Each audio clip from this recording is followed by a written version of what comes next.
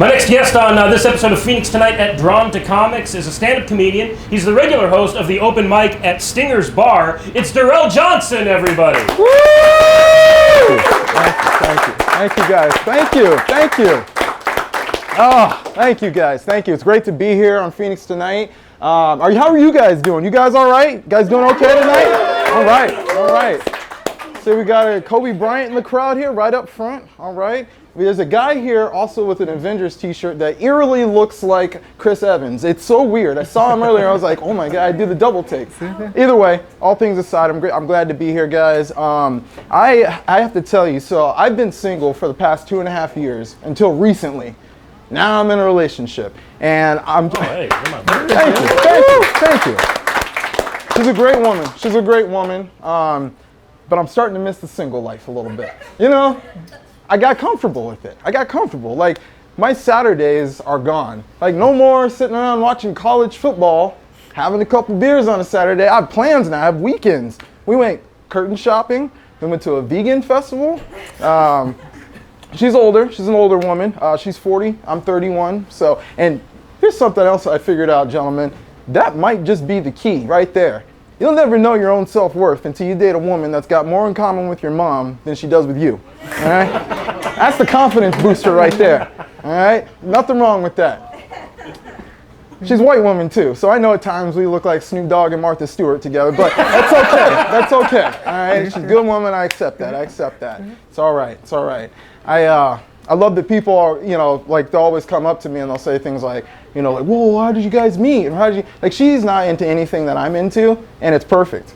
You know, it's a perfect scenario, because then we have nothing to compare it to. We can introduce each other to new things. So I said, hey, it's just simple. Quit looking for it. Let it come to you, you know? I work in an office full of women that complain about the kind of guys they meet all the time. Why? Because they meet the same kind of guys all the time. Very simple, ladies. If you're struggling with your dating life, date a nerd. Come to this place, right? Nerds, we're the most loyal men you'll ever get. First of all, you'll always know where they're at all the time, all right? They're online, they're not on Ashley Madison or Tinder, they're looting a cave with 6 of their other friends that are also sitting at home, you know? It's very simple. Even television schedules have set it up to make sure you have something with your spouse to do throughout every day of the week. Sunday nights at The Walking Dead and Game of Thrones. Monday nights is Supergirl. Tuesday's The Flash. Wednesday's Arrow. Thursday you can watch Legends of Tomorrow from Tuesday night. Friday you can have your date night. Saturday you can have a game night. Sunday drink some wine, jerk them off, go to bed, and start it all over again, guys. It's very simple. It's not that complex, ladies. Not that complex, right? Make life a lot simpler. A lot simpler.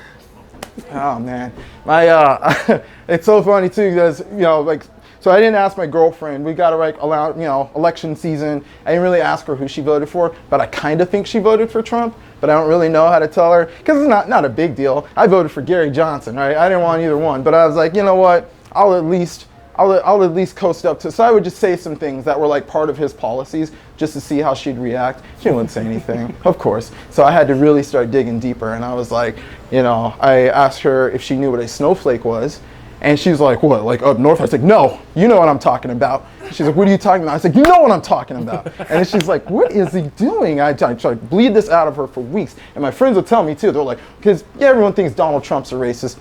Let me put this to bed, guys. Donald Trump is not a racist. What Donald Trump is a 70-year-old white man. All right? That's what he is. Go to Sun City right now, knock on a couple doors, and ask them what they think about women, Muslims, and Hispanics. And I'm pretty sure you're going to get some similar answers. All right? I'm just saying. Just saying.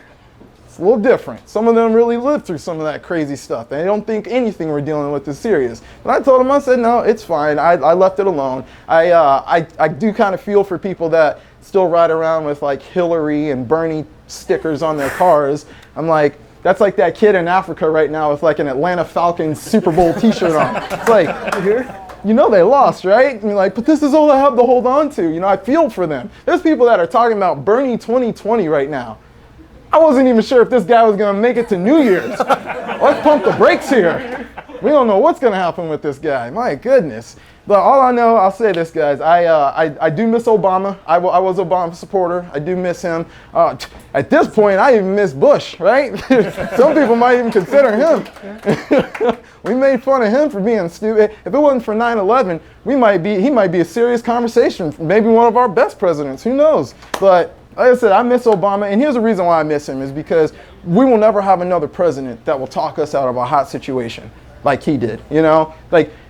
He went through 8 years in office and never really answered a question that anyone asked him. He just gave a good enough answer so no one else would have to ask another follow-up, you know? For like 8 years, they've been like, Mr. President, you plan on taking guns away from the American people? Oh, the American people have the right to bear arms, right? And he'd come out, calm as day, and be like, it's important to remember, the American people have the right to bear arms, not just for this generation, but for the next.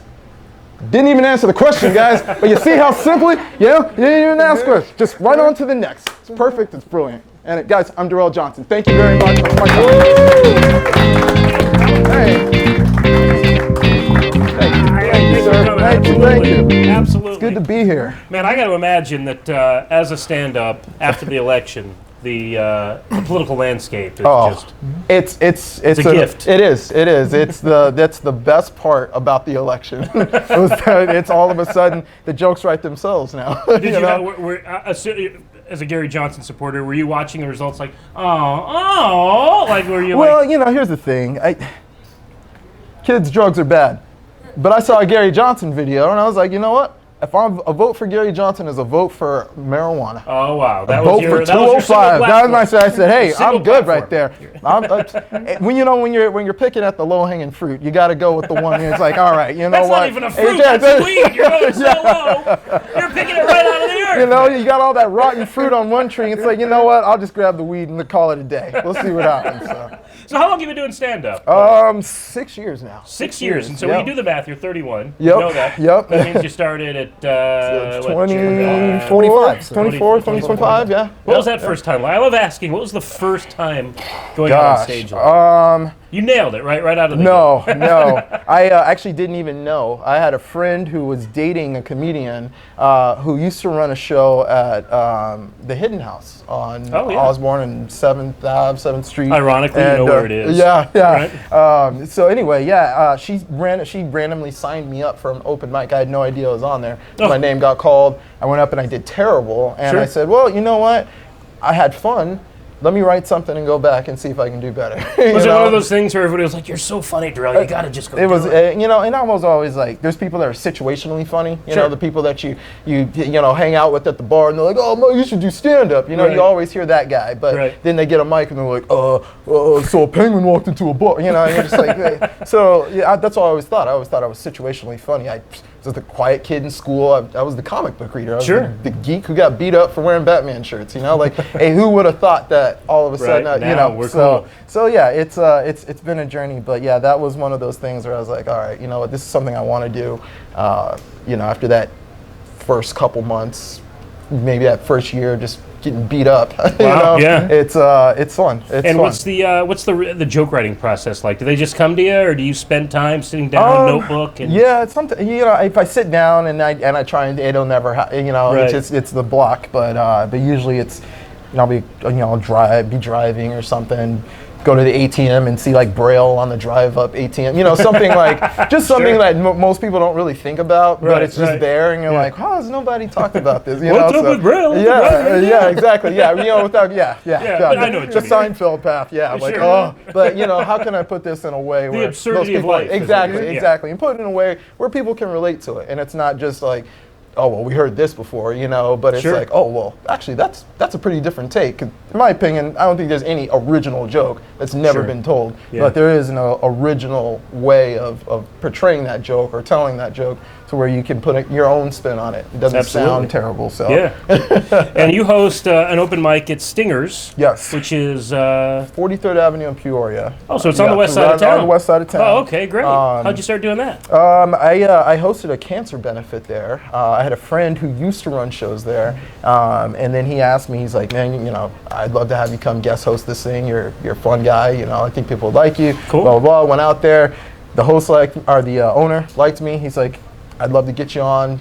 Come out and do some open mics, book some comics. Nice. It's the scariest bar I've ever been to. Well, it is called Stingers. It is called Stingers. So- It's a biker bar. We Wow. call them the grandfathers of anarchy. That's the about the crowd you'll expect. So, Wow. yeah, we had a guy who showed up and threatened to shoot one of our comics for telling a Trump joke on stage. Whoa, and really? We were like, okay. So Yeah. welcome to the West Side. So if anything, you can build some character out there. And, Yeah, that's the hard road work That's right the there. way to go. So it's brilliant. It's You wonderful. just saw John Caparillo at something thrown at Yes, him on I stage. saw that. Yeah, I'm like, what is this? Is this the thing? I was worried about tonight. I was like, all right, well, I think I'm okay in the comic book store, but just in case. Oh, You you're know? more likely that one of these lights are going to fall on you. Yeah. I don't know, I wouldn't say comic book people are the most confrontational Yeah, sort. I was gonna say, there might be some Lex Luthor fan out there that maybe looks at Trump as his, Oh, as sure. his hero. Oh, yeah, because that worked out so well for the DC. Yeah, right.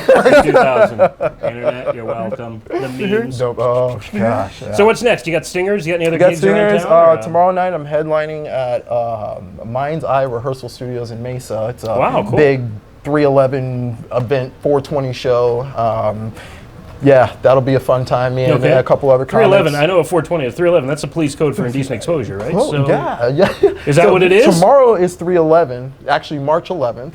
Oh. And so you have that. You have that. There's the band 311 that also has their own thing Right. that goes on that day. So this is They're gonna be there? No. Okay. There's a band that does like a cover band or something that does The their 311 thing, cover like the reggae, bunch of white guys. 311 and a third or dreads, something. exactly. Yeah. What are like 3.5 or 3.1.5? Anybody want to hear Down again? Yeah. All we know is Amber. Yeah. Amber, too. That was a good one. That was a good one. Yeah. And I think that was also not them. That was Amber. Who sang Amber? Amber was 311. Was that 311? Was that 311? That was 311. It's 311? Look at that. Amber yeah, is look the at color that. of your energy? Yeah. Oh, okay. Look at that. See? Yeah. Wow. Got a little hidden one in there. Snuck one in there. So you got that yeah, going that's on? a combination of like everything. So I got that going on. I've got a show up in Prescott at Yavapai Casino. Oh, cool. Which is Bucky's Casino is the name of it, but Yavapai is and that's April 1st, April Fool's Day. April Fool's Day. So hopefully I don't show up there and they say, oh, just kidding. So I'm This was an looking forward to it. hour drive. Yeah. Well, So if you're in the Verde Valley area, April yeah, 1st, yeah.